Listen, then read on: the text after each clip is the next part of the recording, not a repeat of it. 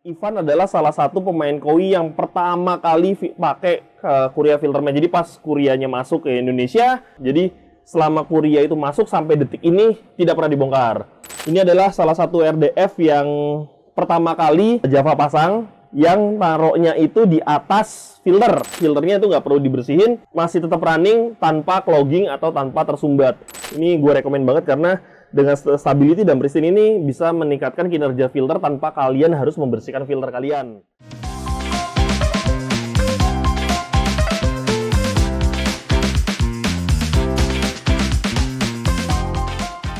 Hai semuanya, sebelum kita lanjut, pastikan kalian klik tombol subscribe, like, dan share video ini ke teman-teman kalian jika informasinya berguna untuk kalian. Terima kasih.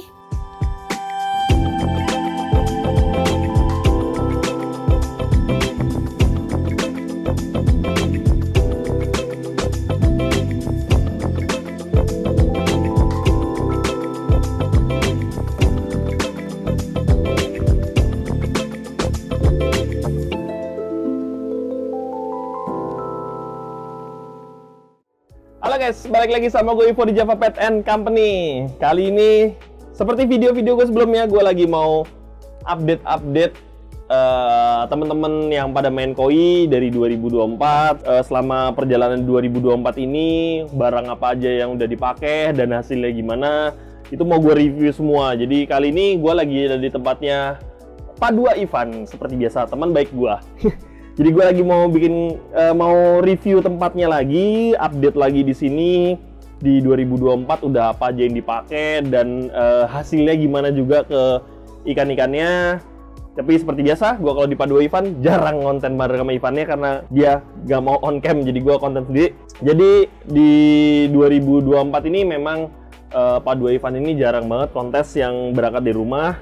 Karena kenapa? Karena ikannya udah pada gede-gede semua, udah pada oversize semua. Jadi nanti di 2025 mau main lagi dari ikan-ikan tosai lagi, dari ikan-ikan kecil lagi. Tapi di 2024 kemarin tuh dia lebih banyak mengupgrade di kolamnya. Jadi kayak seperti di depan ini, gua mau review juga RDF. Jadi ini adalah salah satu RDF yang pertama kali Java pasang, yang taruhnya itu di atas filter.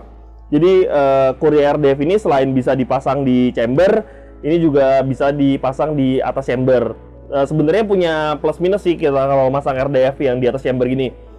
Positifnya itu atau nilai plusnya itu kita masangnya nggak repot, bener-bener cuman udah taruh aja di sini, habis itu kasih pompa, sedot, taruh ke sini, balik lagi ke chamber. Jadi dia metodenya itu nyedot dari chamber 1, balik ke masuk ke RDF, terus habis itu langsung masuk ke chamber 2 ke Korea filter matte. Di chamber 1 itu ada filter brush. Nah, untuk naik ke atasnya sini itu kita pakai pompa mantis 30.000, kita pakai 2 unit, dan hasilnya sih sejauh ini tidak ada masalah. Bener-bener ini aman-aman aja, tidak pernah di maintenance sama sekali, ya dia running dengan sendirinya aja. Sekarang kita lihat dalamnya ya. Dalamnya juga seperti biasa gue bilang, ini bukan karat, ini cuman kayak semacam oksidasi gitu aja. Ini kalau kalian semprot pakai ibaratnya pakai acid, itu dia bisa hilang, atau paling sederhananya ya kalian bisa pakai UC 1000. UC 1000 itu bisa langsung hilang gini aja. Dan kita lihat juga sistem kerjanya masih normal semua. Ini masih berjalan dengan normal.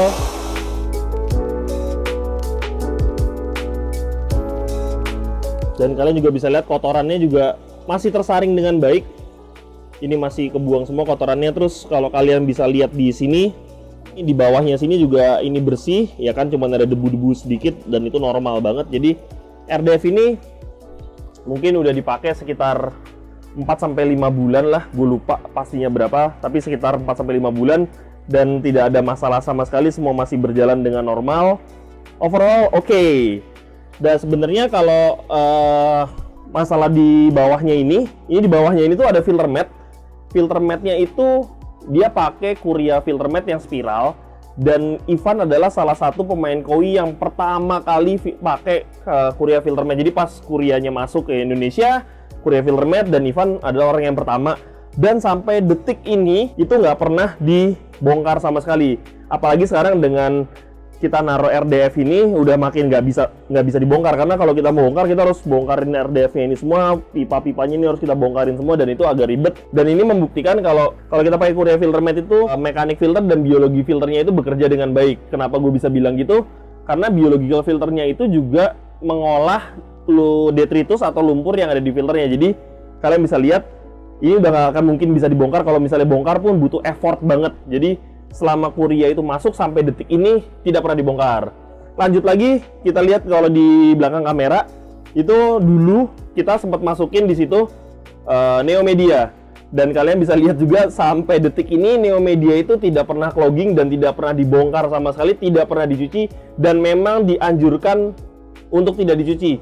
Kalian bisa lihat kan di tadi tempatnya udah ketutupan barang banyak banget di sana, ada chiller, terus ini ada filter buat bersihin kolam, jadi udah nggak mungkin banget kita bongkar situ. Ya balik lagi gue bilang Neomedia itu gue sukanya karena dia bisa menciptakan bakteri anaerob yang ada di dalam filter. Bakteri anaerob itu juga berguna sekali untuk mengurangi detritus atau lumpur yang ada di filter kalian. Jadi kalau kalian pakai Neomedia itu kalian bisa dapat dua keuntungan. Yang pertama, kalian bisa dapetin aerobik bakteri yang udah pasti bisa mengolah amonia yang ada di kolam. Terus yang kedua, kalian bisa dapetin lagi bakteri anaerob yang bisa mengolah lumpur, detritus, dan nitrat yang ada di dalam filter kalian. Jadi filternya itu nggak perlu dibersihin, masih tetap running tanpa clogging atau tanpa tersumbat. Dan semua ini kalau kalian bisa lihat memang tidak pernah kita bersihin sama sekali.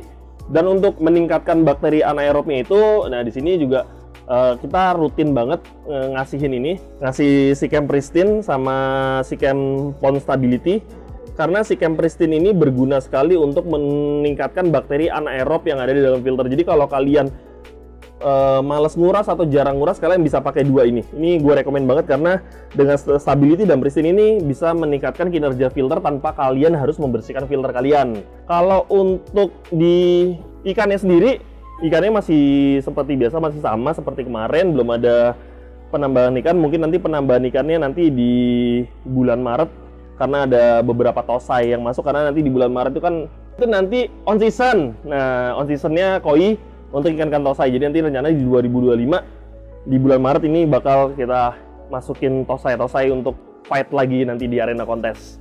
Oke, jadi itu aja review kita hari ini di kolamnya Pak Dua Ivan. Jadi gue di sini mau ngasih tau ke kalian kalau dengan kalian menggunakan metode filter yang benar, media filter yang benar, sistem filter yang benar, itu kalian jarang banget akan melakukan maintenance. Paling maintenance-nya kalau di sini cuma top up dari buangannya RDF aja tanpa kita kasih lain. Terus habis itu kita juga harus rajin ngasih Stability sama Pristine kalau kalian juga jarang maintenance filter kalian. Jadi itu aja review gue kali ini di rumahnya Pak Dua Ivan.